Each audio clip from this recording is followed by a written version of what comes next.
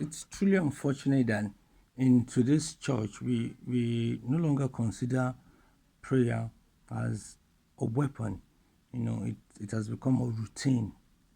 But we must understand that from the founding of the Church of God, prayer has always been one integral part of the Christendom. It has always been one weapon that brings us constant results. When we engage in prayer, we witness the miraculous.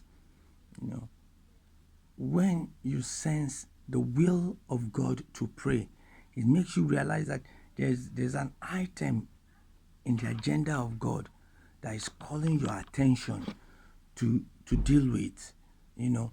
And a Christian should never miss the prompting of the Spirit.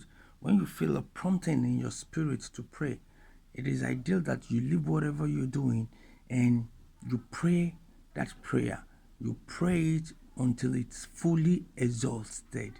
You know, God has always done things for us, you know, based on His will, you know. And when a Christian prays that will, when we verbalize that will, we see them come to pass.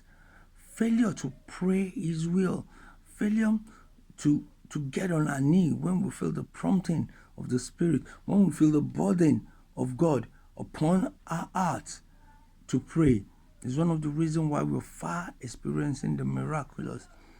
Prayer should not just be a routine recitation. No, you should be pouring out back the heart of God to Him. And sometimes when we feel this burden not lifted, despite how we have earnestly prayed, then it's time to follow it up with fasting. Remember, Jesus Christ said, "These bits go not out except with fasting and with prayer."